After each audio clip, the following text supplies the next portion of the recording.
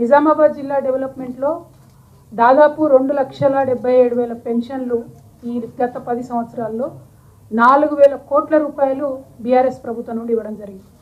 2,59,000 మంది రైతులకు 2,616 కోట్లు రైతు బంధు ఇవ్వడం జరిగింది. 4,700 మంది రైతులు చచ్చిపోతే అనేక కారణాలు, కోవిడ్ కావచ్చు, న్యాచురల్ డెత్ కావచ్చు, వారికి ఇచ్చినటువంటి రైతు బీమా 239 కోట్లు ఇచ్చింది.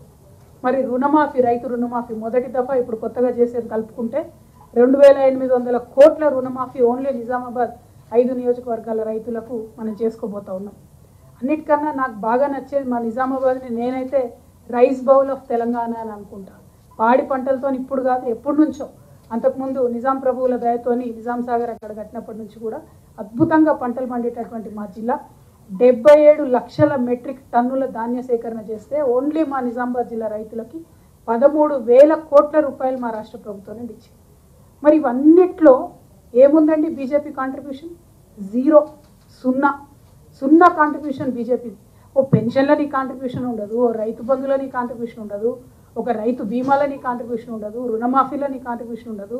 ధాన్య సేకరణ పార్లమెంట్లో మాట్లాడి ధాన్యాన్ని తీసుకోవాల్సిన ఎంపీలు అవి మాట్లాడకుండా పాలిటిక్స్ మాట్లాడతారు. ఒక్కసారైనా మా నిజామాబాద్ ఎంపీ పార్లమెంట్లో గలమెత్తి మా నిజామాబాద్కి ఇది కావాలని అడిగిన దాఖలా ఉందా? ఒక్కసారైనా కనీసం మాట్లాడినవా? విపరీతమైనటువంటి అబద్ధాలు. కాళేశ్వరంకి ₹1 ఇచ్చిందా? ఇప్పుడు కాదు, 2014 నుంచి రిపీటెడ్గా కాళేశ్వరంకి జాతీయ హోదా ఇవ్వాలని అడిగితే జాతీయ హోదా ఇవ్వలేదు. అదే మధ్యప్రదేశ్లో ఉన్న ప్రాజెక్టుకి ఎంపీ ఎలక్షన్స్ వస్తున్నాయని చెప్పి అక్కడ ఇవ్వడం జరిగింది. కేన్ బేత్వా 2 అనుసంధానం చేసి 22,000 కోట్ల రూపాయలు అక్కడ రాజకీయాల ప్రయోజనాలను ఆశించి వారు ఇవ్వడం జరిగింది. కానీ మన తెలంగాణ కాళేశ్వరానికి ఇవ్వకుండా నిన్న నిశికాంత్ దుబే అనేటటువంటి ఎంపీ, ఆయన మీద మన బీఆర్ఎస్ పార్టీ ప్రివిలేజ్ మోషన్ కూడా మూవ్ చేసింది. ఆయన లేచి ఓపెన్గా చెప్తాడు, అబద్ధాలు ఆడతాడు. 86,000 కోట్ల రూపాయలు ఇచ్చినామంటాడు. మళ్ళీ దాని వల్ల బండి సంజయ్ గారు కొనసాగింపుగా ఎటువంటి తట్టే మాట్లాడతారు. ఒక మాట అన్నాడు బండి సంజయ్ గారు, చాలా పర్సనల్గా మా నాయకుడిని తిట్టిండ్రు, అది ఆయన విఘ్నతకే వదిలేస్తున్నా, తెలంగాణ ప్రజలు గమనిస్తూ ఉన్నారు. కాకపోతే ఒక మాట అంటాడు, ఎక్కడ వస్తుంది 24 గంటలు కరెంట్ అని.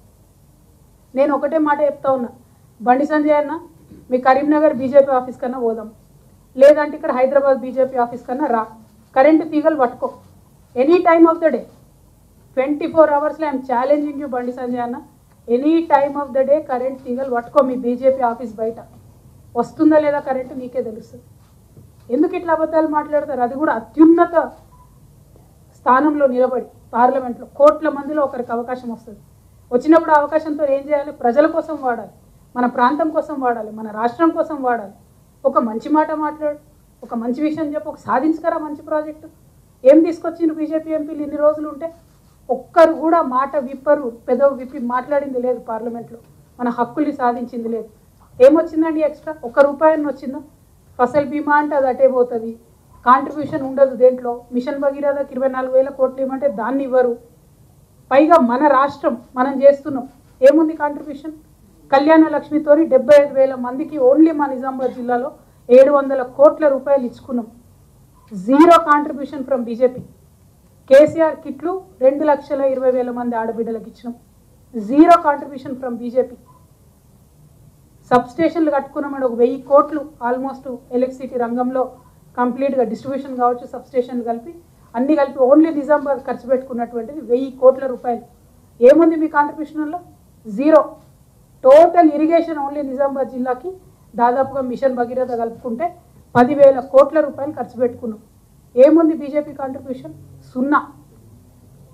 మరి వీళ్ళు ఇవాళ మా మీద మాట్లాడడం, ఎటువడితే మాట్లాడడం చాలా చాలా దారుణం. దీన్ని మేము తీవ్రంగా ఖండిస్తూ ఉన్నాం. మా ఎంపీ గారు ఏందో రకరకాలుగా మాట్లాడుతున్నాడు. ఏమైంది, నువ్వెక్కడ పోటీ చేస్తావు, నేను ఎక్కడ పోటీ చేస్తా.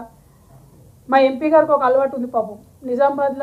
నిజామాబాద్ పార్లమెంట్లో 7 సెగ్మెంట్లు ఉంటే ప్రతి సెగ్మెంట్లో వాళ్ళ పార్టీలో 3 మొదలు పెడతాడు ఆయన. అందరితో పైసలు ఖర్చు పెట్టిస్తాడు, అందరినీ ముంచుతాడు. నీకు టికెట్ అంటే నీకు టికెట్ అంటే నీకు టికెట్ అని చెప్పి మొన్న వాళ్ళందరూ కలిసిపోయి దాడి చేసిరు ఆయన మీద ఆఫీస్లో. ఒక పక్క ప్రజలను మోసం చేస్తాడు, ఇంకో పక్క వాళ్ళ సొంత పార్టీ నాయకులు మోసం చేస్తాడు. ఇవాళ నాట కొత్తగా మొదలుపెట్టిన ఆయన భయపడ్డాడు. నేను ఇదివరకు చెప్పిన కదా, మీ అందరు సాక్షిగానే చెప్పిన, అరవింద్ నువ్వు ఎక్కడ నిలబడ్డా వచ్చి నిన్ను వెంటబడి ఓడిస్తా అని చెప్పిన. నేను ఆయన ఎమ్మెల్యే పోతా అని ఇప్పుడు చెప్తున్నాడట, నేను ఎంపీకి పోను, ఎమ్మెల్యే పోతా, పారిపోతా కోరుట్లకు అని చెప్తున్నాడట.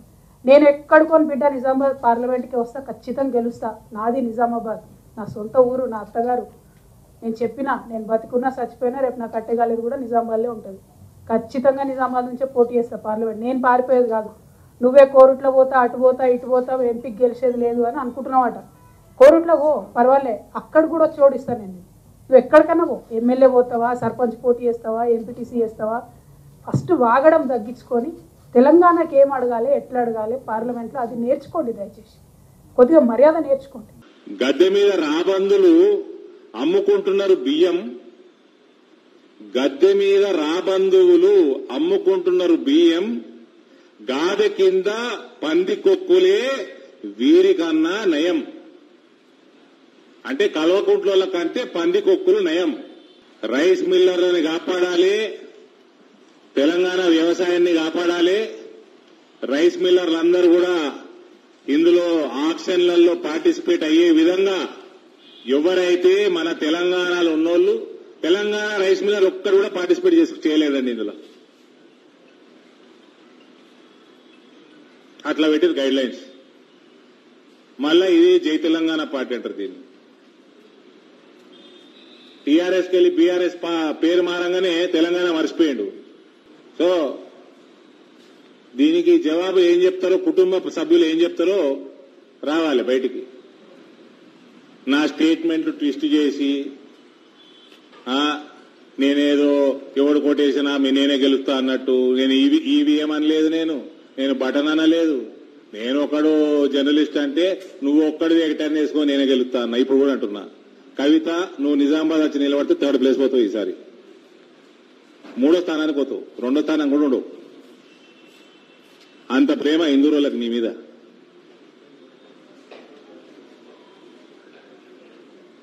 నీ పీఆర్ ఏజెన్సీలు ఎంత పని చేసినా హిందూరుల పనికిరావు అవి. దీనికి జవాబు చెప్పు. ఆక్షన్లల్లా తెలంగాణ రైస్ మిల్లర్లు ఎందుకు పార్టిసిపేట్ కాకూడదు? మక్కని మీ ఆయన ఇట్లనే నాశనం చేసిండు కేటీఆర్. నువ్వు బ్లాక్ మార్కెట్ దందాల మునిగిపోయినావు, రైసు బ్లాక్ మార్కెట్. ఇప్పుడు మళ్ళా అదే తెలంగాణలో వండిన మొత్తం ధాన్యాన్ని నమ్ముకొని 2023 ఎలక్షన్లు కొట్లాడదాం అనుకుంటున్నావు. ఇది ఎట్టి పరిస్థితుల్లో కాకూడదు. రైస్ మిల్లర్లని కాపాడాలా, వరి రైతుని కాపాడాలా. Thank you.